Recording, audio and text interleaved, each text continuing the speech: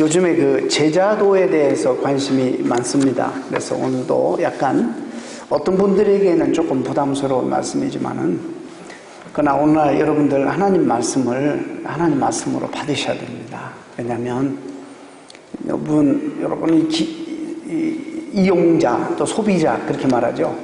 우리가 백화점을 가서 쇼핑하는 것이 아니기 때문에 내가 꼭 원하는 말씀만, 내가 꼭 듣고 싶어하는 말씀만 들으려고 하면 안 됩니다. 그럼 여러분 영적으로 전혀 잘할 수가 없습니다. 여러분들이 하나님의 말씀이 내 마음에 좀 부딪히고 쓰더라도 저는 또 하나님 말씀을 정직하게 선포해야 되는 책임이 있는 사람입니다. 요즘에 너무나 듣고 싶어하는 얘기만 그렇게 듣고 또 목회자들이 그걸 알아서 그렇게만 요리해서 전하니까 성도들이 너무나 무기력해져서 세상을 이길 힘이 너무 없고, 그리스도인들이 이렇게 증거하고 교회마다 빽빽이 차고 이래도 세상은 더욱더 악해지고 우리의 삶은 더욱더 곤고해지는 것입니다. 지난 주일 우리 부활절을 맞이해서 다 같이 정말 온 교인이 축제 예배를 드리고 부활의 주님, 생명의 주 되신 우리 주님에게 정말 영광을 올려드리고 다 같이 우리가 주 되신 주님을 우리의 주인으로 고백하고 찬양하는 그런 특별 예배를 지난 주간에 드렸습니다. 많은 사람들이 주님을 모르면 내 생명에 무슨 예수 그리스도가 주냐, 내가 주지, 내가 주인이라 생각합니다. 내가 밥을 먹고 사니까 내가 주인이 아니냐 이렇게 말합니다. 근데 여러분 잘 말씀 이미 드렸고 또 아시겠지만은 우리 생활에 거의 결정적으로 중요한 모든 것들은 다 우리가 선택하는 게 하나도 없습니다. 오씨 집에서 태어나고 싶어서 태어난 것도 아니고, 그 시대에 태어나고 싶어서 태어난 것도 아니고, 여러분 정말 내 인생에 결정적으로 선택해야 될 것들은 다 이미 정해져 가지고 나옵니다. 근데 시시한 거, 짬뽕을 먹을까 짜장면을 먹을까 이런 것은 우리가 선택하는 거지만, 그런 걸 우리가 선택한다고 내 인생에 내가 주인이라고 말하면 안 되는 것입니다. 주단학을 쓸 것이냐 아모레를 쓸 것이냐, 이것도 여러분이 선택할 수 있습니다. 그렇지만 이거는 여러분들이 한두 가지 선택한다고 여러분이 인생의 주도권을 쥐고 인생이라 주인이라 말하면 안 된다는 것입니다. 여러분 5분만 우리가 코를 틀어막고 숨을 안 쉬면 우리는 참 죽습니다. 여러분 지구의 공기를 우리가 만든 게 아닙니다.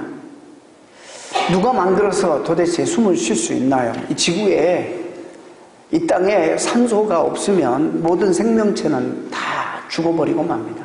존재할 수가 없습니다. 이런 걸 보면 우리가 생명의 토대를 우리의 내부에 가지고 있지 않고 외부에 우리의 생명은 전적으로 의존하고 있다는 사실을 우리는 알아야, 인정해야 합니다. 우리는 우리 스스로 살 수가 없습니다. 하나님의 은혜로 살아가고 있고요. 이것이 이제 좀 종교적인 상투적인 말이라면 정말 외부에 의존해서 우리의 생명이 존재하고 있다는 것입니다. 그래서 우리는 인간을 피조물이라, 누구에 의해서 지음을 받은 피조물이라, 그러면 우리를 지으신 하나님이 계시고 그분이 우리 인생의 주인이 되신다는 것입니다. 우리 인생은 그분에 의해서 선물로 주어진 대단히 중요한 하나님의 선물인 것입니다. 또 그 하나님께 주신 귀중한 선물인 이 생명을 우리가 이제 누리고 살아가는데, 여러분 이 생명을 또 어떻게 살아가느냐, 하나님이 선물로 주신 이 소중한 존귀한 인생을 그 생명답게 존귀하게 살아가느냐, 아니면 어떻게든지 우리가 살아갈 수 있거든요. 짐승처럼도 살아갈 수 있고 비천하게도 얼마든지 살아갈 수 있는 건데, 우리가 이 인생을 어떻게 살아가느냐, 이것도 대단히 중요한 질문입니다. 저는 그래서 요한복음 10장 10절 말씀을 참 좋아합니다. 예수님이 이 땅에 오신 목적을 설명하시기를, 내가 이 땅에 온 목적은 양으로서 우리로 생명을 얻게 하고 더 나아가서 풍성하게 얻게 하려 하심이라. 우리는 생명을 얻는, 구원받는 데에는 관심이 있지만은 생명을 풍성하게 사는 데에 대해서 별로 관심이 없는 것 같아요. 이 생명을 어떻게 사는 것이 풍성한 삶인가, 어떻게 사는 것이 고상하고 존귀하고 하나님이 주신 정말 소중한 생명답게 이 생명을 우리가 살아드리는 것인가. 이것이 대단히 제자가 되기 위해서 살아가기에 너무나도 생각하기 중요한 그런 질문이 아닐 수 없습니다. 근데 이상하게 우리는요, 뭐에 쏘아가지고, 여러분 이거 쏟고 있는 거거든요. 생명이 아니고 그걸로서 생명을 살 수가, 고상한 생명을 살 수 없는 것들 때문에, 시시한 것들 때문에 존귀한 생명을 소진하고 포기한다는 이 모순적인 현실 속에서 우리는 살아가고 있습니다. 생명이 아닌 것들이에요. 별 볼 일 없는 것들이, 그것들 위해서 우리는 모든 그 존귀한 생명을 거기다 소진해버리고 심지어는 포기하기까지 합니다. 여러분 아시겠지만은 자원 외교 비리 수사를 받던 중 스스로 목숨을 끊은 성완종 전 경남기업 회장이 목을 메고 자살했다는 뉴스가 최근 한국의 가장 큰 뉴스입니다. 이 사람이 재벌이에요. 돈이 많은 사람입니다. 우리가 흔히 생각하기를 돈이 우리의 행복을 가져다 주는 것처럼, 말은 그렇게 안 하지만 삶의 모습은 그거예요. 보면 우리가 다 거짓말하고 있는 거예요. 삶의 모습은 다 거기에 모든 것을 걸고 사는 것 같아요. 근데 이 사람이 목을 매 죽었어요. 또 수년 전에는 한국의 재계 2, 3위를 다투는 대단히 참 부자죠. 누가 높은 자기 사무실에서 뛰어내렸습니다. 현대아산 정몽원 회장이 뛰어내렸어요. 그래서 자살. 이 사건도 오랫동안 한국 사회를 떠들썩하게 했습니다. 여러분 이미 들어서 아시겠지만 우리나라가 자살률이 세계에 전혀 뒤지지 않습니다. 비율적으로 가장 많이 참 자살률이 많은 나라 중에 한 나라로 꼽히고 있습니다. 근데 참 재미있는 통계는 자살하는 사람의 메조리티가 대부분이 돈이 아주 많거나 돈이 많은 사람이 주로 자살하고, 아니면 정말 너무너무 힘들어서 가난해서, 너무 찌들게 가난해서 더 이상 살 소망이 없을 정도로 앞이 보이지 않을 때 용기를 잃고 자살한다는 것입니다. 그러니까 이 자살하는 생명을, 우리 것이 아닌데 이 생명을 끊어버리는 그 이유 중에 가장 대표적인 이유가 재물과 관계됐다는 것입니다. 물론 명예도 있겠고 다른 것도 있겠지만, 그래서 이 제자도에 대해서 생각할 때 이 제자도는 사실 많은 경우에 우리 재물과 관계가 되어 있어요. 그래서 여러분 오늘은 딱 결정이 됩니다. 나는 그리스도의 제자 돼서 남은 생애를 살 것인가, 아니면 겨우 구원만 받고 그냥 시시하게 살다가 한평생 그냥 그렇게 살다가 갈 것인가. 이것은 여러분의 선택이에요. 어떤 사람이 주님에게 찾아왔어요. 자기 몫의 유산을 받을 수 있도록 조금 간섭해 달라는 요구를 하기 위해서 왔습니다. 형이 아버지의 유산을 독취하려 한 것 같아요. 욕심 많은 형이. 그러니까 동생이 자기 몫을 때로 받아서 독립하고 싶었을 것입니다. 당시도 이런 문제로 서로 입장이 나뉘는 경우에 불만이 있는 자가 송사하게 되어 있습니다. 주로 이 랍비를 그들에게 찾아가서 상담을 하고 송사를 하게 되는데, 예수님도 당시에 랍비라는 칭호를 받고 있었기 때문에 예수님에게 찾아가서 재산 문제를 상의하는 것입니다. 그런데 예수님은 그 요구를 이런지하에 거절해버립니다. 뿐만 아니라 예수님은 이런 재산 분할 사건을 어떻게 보고 있냐면 탐욕의 문제로 평가하면서 오늘 본문의 15절에 이렇게 말씀합니다. 삼가 모든 탐심을 물리치라. 사람의 생명이 그 소유에 넉넉한 데 있지 아니하리라. 자, 이 풀어서 해석하면 어떤 탐욕에도 빠지지 않도록 조심하여라. 사람이 제 아무리 부유하다 할지라도 그의 재산이 생명을 결코 보장해 주지 않는다라는 말씀입니다. 이거 아는 말씀이에요. 우리 다 아는 말씀이에요. 근데 이게 문제가 아는 거하고 우리가 또 실제적으로 그렇게 믿고 살아가는 거하고는 또 다른 거이기 때문에 그것이 우리의 고민인 거예요. 예수님은 탐욕의 본질이 무엇인지를 설명합니다. 그리고 그 결과가 무엇인지에 대해서도 설명하는데, 그러기 위해서 유명한 비유 하나를 드는데 어리석은 부자의 비유를 통해서 말씀하십니다. 부자가 농사를 지었어요. 농사는 정직하잖아요. 농사를 지었는데 예상외로 큰 소출을 얻었습니다. 그 곡식을 이제 쌓아둘 곳이 없을 정도로 창고가 너무 적어서 많은 소출을 얻었습니다. 그야말로 대박이 터진 거죠.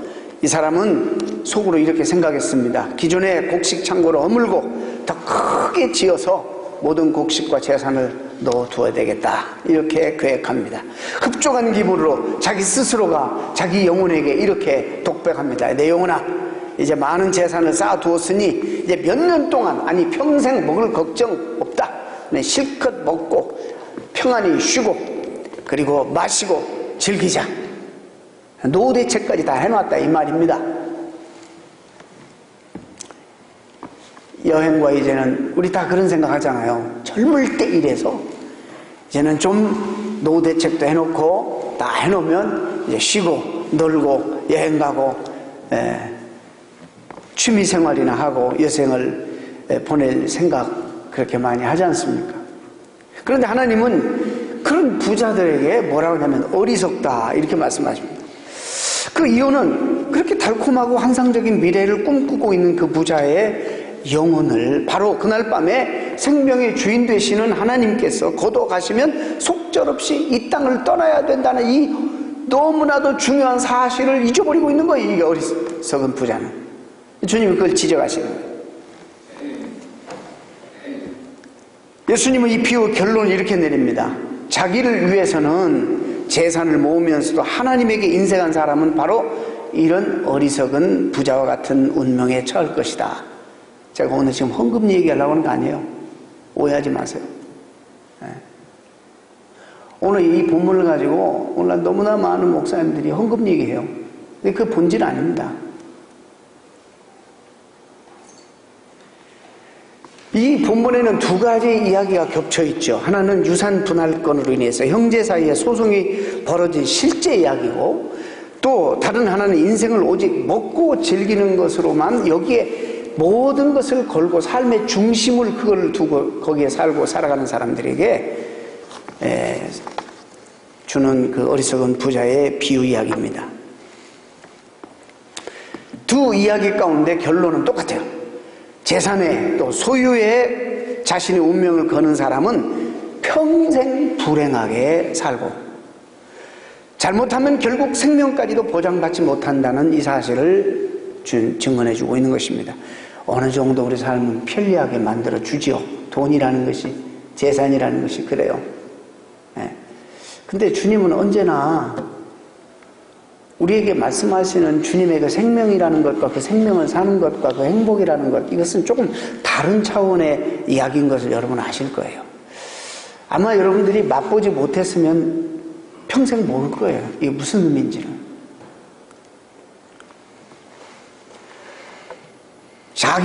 자신에게 재물을 쌓느라고 치중한 나머지 평생에 하나님에게 인색한 사람이 되지 말라, 이런 이야기입니다. 아까 말씀드렸습니다. 아마 우리 이 말씀은 너무 잘 알죠. 그렇지만 이 말씀을 대할 때마다 한 구석이 늘 불편합니다. 이 말씀이 원칙적으로 옳은 말씀이긴 하지만 현실적으로 따르기 힘들기 때문이죠. 본문을 꼼꼼히 살펴보면 자기 몫의 유산을 챙겨야겠다는 동생의 요구는 정당합니다. 또 자연스러운 것입니다. 아버지의 유산을 독차지하겠다는 그의 형이 나쁜 사람일지도 모릅니다. 남의 것을 빼앗으려고 한 것이 아니에요. 이 동생은 지금 자기의 권리를 주장한 것뿐입니다. 이건 또 율법으로도 합법적으로 인정한 부분입니다. 이 많은 소출을 얻은 그 부자도 마찬가지입니다. 도둑질한 거 아닙니다. 농사지어서 정상적으로 땀 흘려서 농사를 지어서 소출을 얻은 것입니다.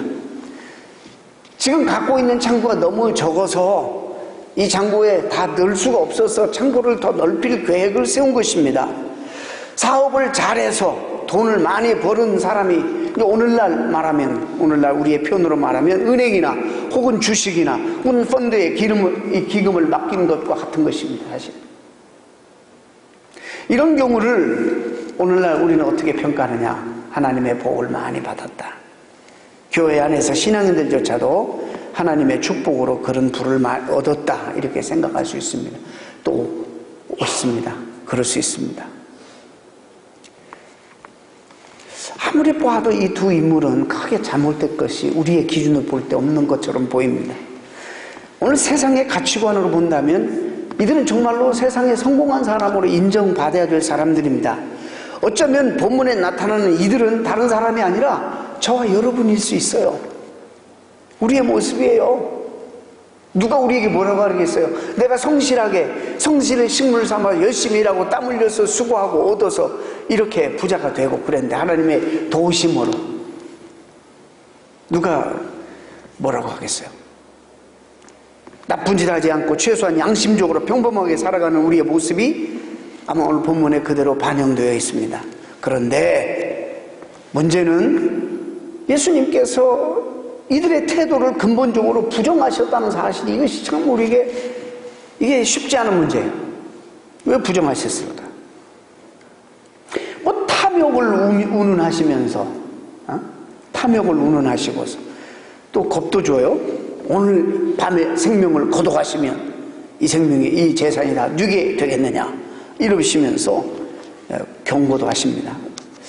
주님이 이 경고로 이 말씀을 주셨는데 이 경고에 자유로울 사람 우리 가운데 누가 있겠어요? 아무도 없어요. 자, 그러면 주님은 얼토당토 않는, 현실성 없는 이상적인 말씀 우리에게 주시는 것인가? 우리가 지킬 수 없는 그런 요구를 주님이 이 말씀 가운데 요구하시는 것인가? 이것이 저와 여러분이 사실상 오늘 본문을 대할 때마다 경험하는 심리적인 불안입니다.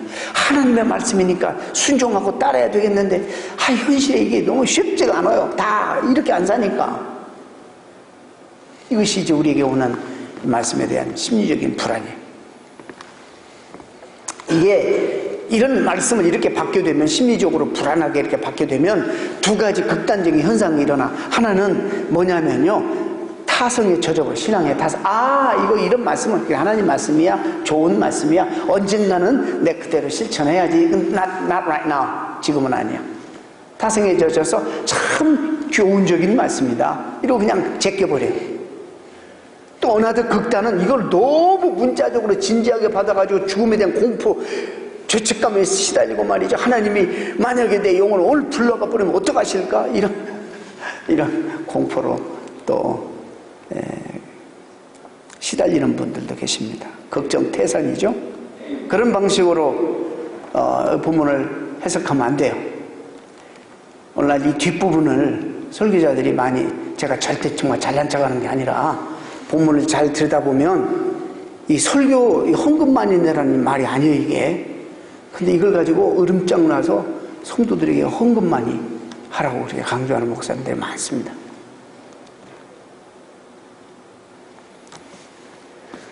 우리 삶 속에서 물질적인 그런 요소를 피할 수 없는 것입니다. 본문이 묘사하고 있듯이 자기 몫의 유산을 물려받겠다는 생각, 그런 생각이나 재산을 좀 저장하기 위해서 창고를 늘리겠다는 욕구는 정말 우리에게 필요한 욕구고 부정할 수 없는 삶의 중요한 토대들입니다. 그렇다면 오늘 본문에서 어리석은 부자를 예로 들면서 주신 주님의 이 말씀은 우리 현실과 완전히 동떨어진 비현실적인 가르침인가? 여러분, 이제 좀 깊이 들어가요, 묵상이. 이 말씀은, 성경은 표면적인 생명, 어떤 겉으로 드러나는 현상에 머무르지 말고 그 생명의 심층, 이걸 지금 이야기하고 있는 거예요. 이해를 돕기 위해서 이 세상이 추구하는 생명이 아닌 것들, 이런 것들이 무엇인지를 말씀드리면 여러분이 좀 아실 거예요. 오늘 본문에 나타나는 단어들이 이런 것입니다. 오늘 단어들이 부자, 세상이 말하는 중요하게 여기지만은 주님이 얘기하시는 생명을 누리는, 그 생명을 누리는 삶 속에서 별로 그렇게 중요하지 않은 것들. 근데 이것을 위해서 모든 이 존귀한 생명을 거기다가 완전히 거기다 걸어가지고 생명을 소진시키는 그런 것들이 뭔가 한번 보겠어요? 오늘 단어가 부자. 여러분 좋아하는 단어들이에요. 많은 소출, 큰 창고, 곡식, 재산, 수년 동안 걱정 없음, 실컷 먹고 쉬고 마시고 즐기고, 얼마나 좋아하는 말씀들이에요. 이런 단어들. 본문에 있는 부자는 이런 것들로 자기의 아이덴티티나 아니면 자기의 생명을 확인할 수 있다고 믿고 있는 사람이에요. 이런 것들을 중심에 놓는 삶이 어떤 삶인지를 진지하게 그리고 현실적으로 한번 생각해 보도록 우리에게 도전하는 말씀입니다. 자, 물어볼게요. 아니, 이거 정말 여러분이 대답 안 해도 돼요. 근데 여러분 스스로에게 대답하세요. 정말 이런 것들이 여러분에게 행복을 가져다 줍니까? 만족을? 어떤 사람이 이런 사람이 있어요. 내가 더도 말고 30평 어렵게 살다가 내 평생 소원이 있다면 내 집 하나 장만하는데 적어도 30평, 한국말로 여기는 그냥 내 집이라고 하고 그런 아파트 하나를 장만했으면 나는 평생 소원이 없겠다. 자, 그것을 힘겹게 이루었어. 그럼 이제 그 사람 말했잖아. 평생 더 이상 소원이 없겠다. 그럼 끝나는 건가요?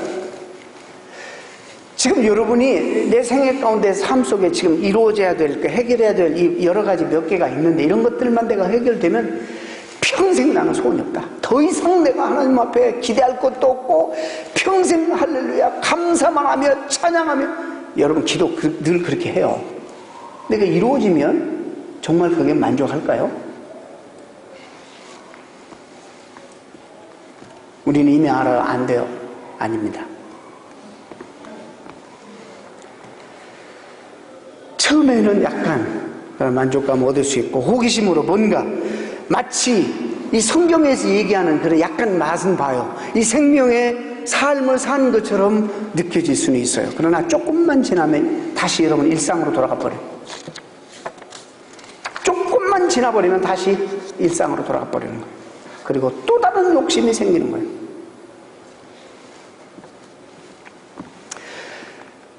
우리가 이런 것들에 만족할 수 없다는 사실, 못지않게 더 심각한 문제는 이런 조건들이 결코 여러분 탄탄치 않다는 것을 알아야 된다는 거예요. 이런 조건들이 결코 탄탄치 않아요. 돈은 두말할 것도 없고 우리 명예도, 여러분 우리의 젊음 자체도, 여러분 뜨거운 여름철이 지나고 금세 가을이 오고 겨울이 오듯이 우리 젊음도 쉽게 지나가 버려요. 저도 이제는 그런 얘기 할 때가 좀 됐어. 저도 젊을 때가 있었어요. 저도 정말 그때 회상해 보면요, 아예 내가 늙어질 것이다, 나이 먹을 것이다, 이거는 그냥 언젠가는 오겠지, 나하고는 상관이 없는 거였어요.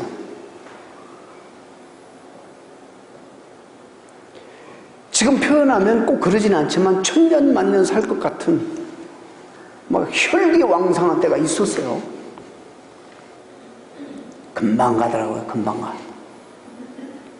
어제도 결혼식에 참석했는데 참 보기 좋더라고요. 벌쩍벌쩍 그 젊음을 가지고 뛰고, 응? 나는 뭘 먹어야 할까, 뭘 삼가야 할까.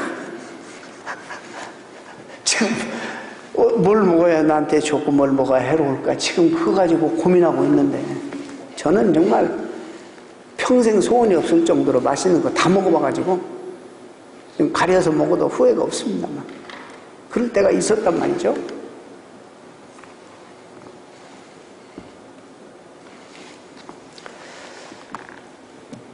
네, 우리의 생명을 확인해 줄 것으로 믿었던 바로 그런 것들이,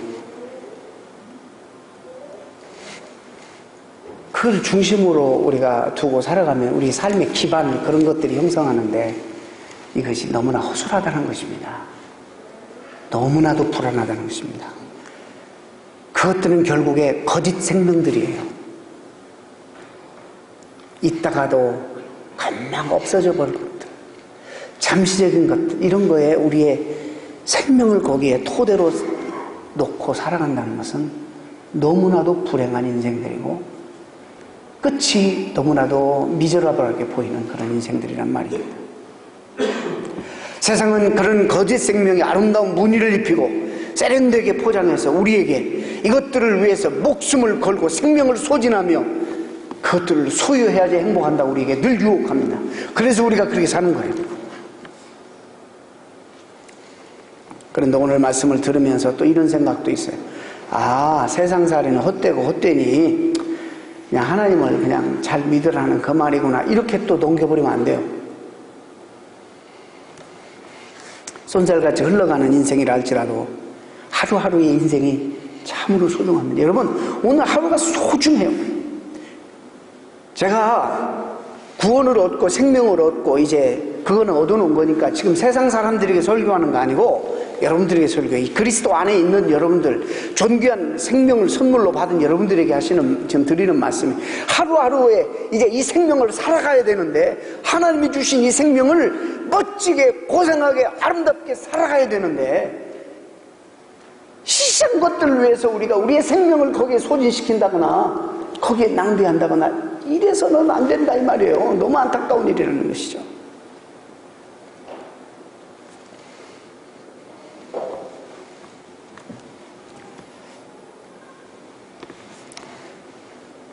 저는 오늘 생명이 아닌 것들이 무엇인지, 생명의 주인이 누군지에 대해서 말씀을 드렸습니다.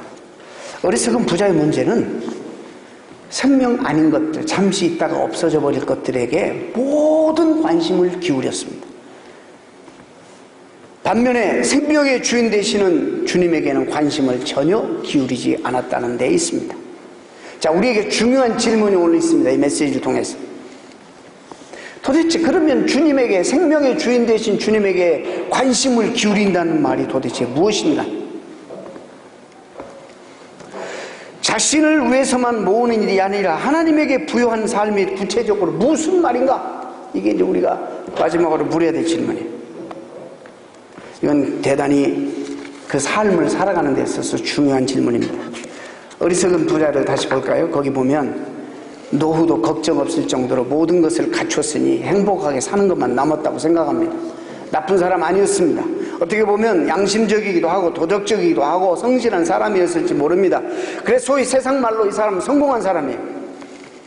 문제는 이 사람이 자기 안에 갇혀버렸어요.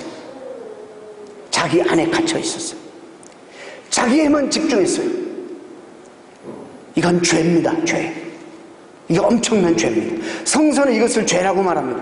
남에게 해를 입히는 것이 안 입히는 것이 아니라 뭐 입히지 않죠.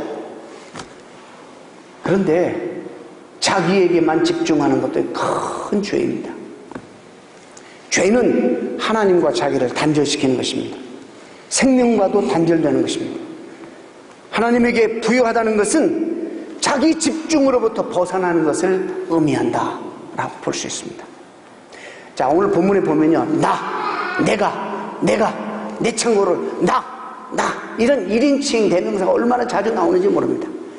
뭔가를 이루신 여러분들이 우리 가운데 있다면 여러분 절대로 잘난 척하면 안 됩니다.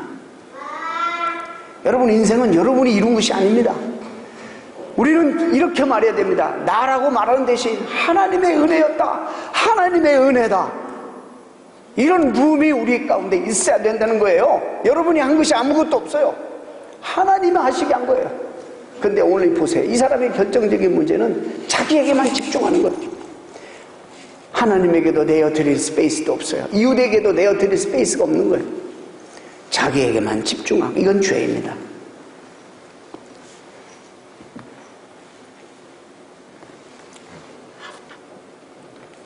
우리 가운데 그러죠. 남에게 나는 그래도 해이 비지 아니하고 양심적으로 살고 자기 의로 똘똘 뭉쳐가려. 뭐가 조금만 이루면 자기만 있는 거예요. 여기에는 어느 누구도 없어요. 이게 죄입니다. 죄.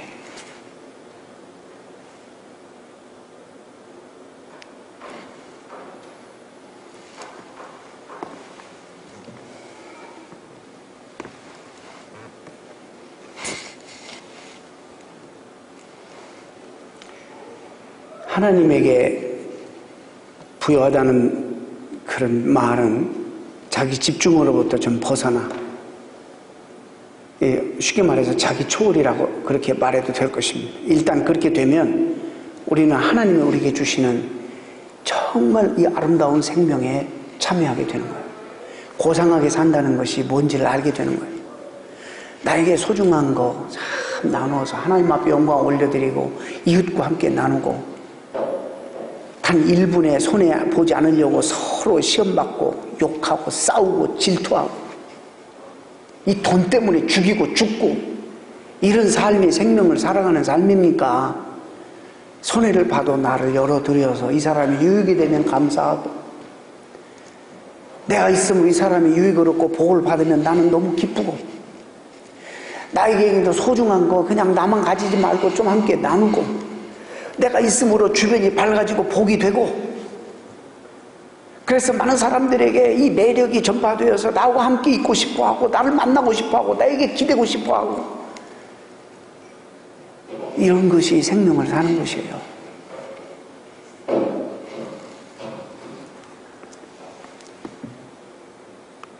하나님의 창조는 우리가 아무리 피하려고 해도 피할 수가 없어요. 엄청나기 때문에. 여러분 잘 들으세요. 하나님을 피할 수 있는 유일한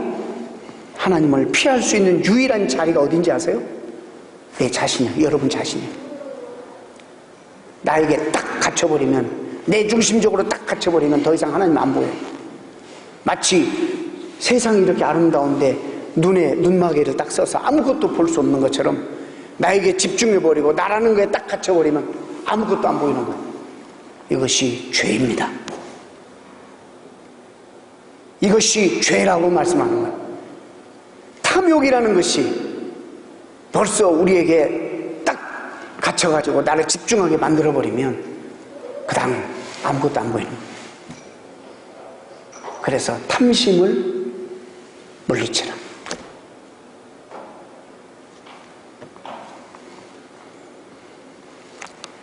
자기 자신에게 몰입해버리면 마치 눈가리개로 눈을 가린 것처럼 아무것도 볼 수 없습니다.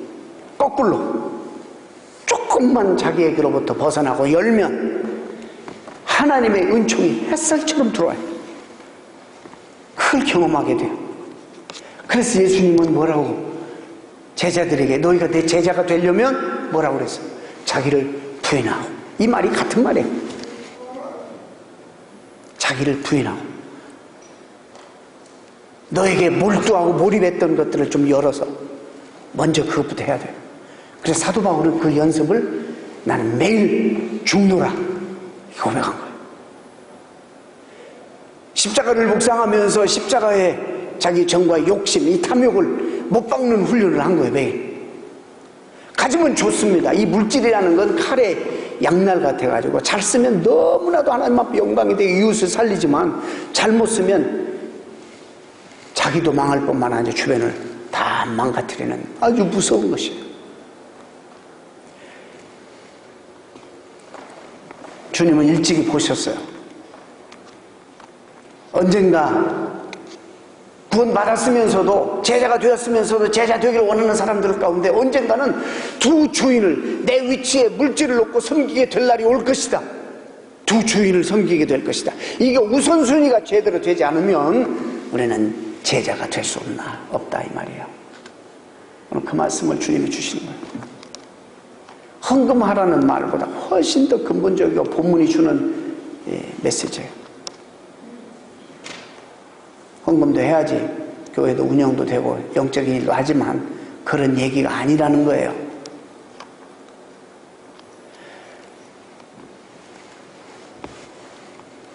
그래서 여러분들이 이제로부터 좀 조심하십시오.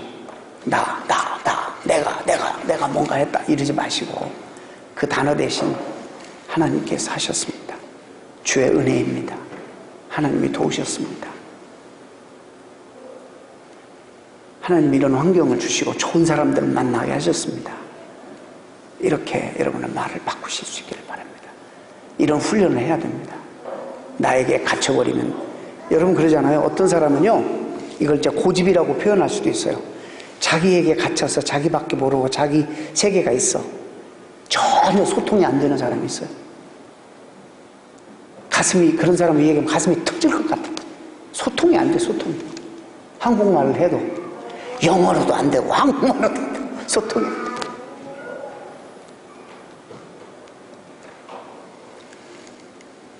주님에게는 이런 고집이 안 좋습니다.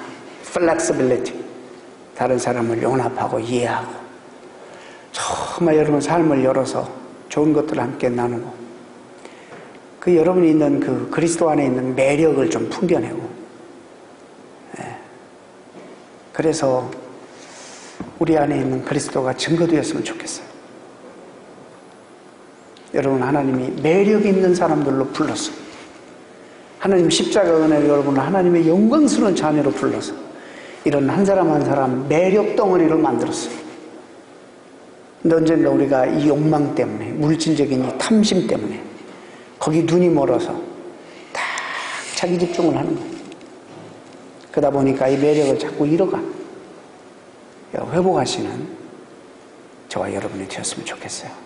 이런 은혜가 여러분들에게 넘치기를 축원합니다.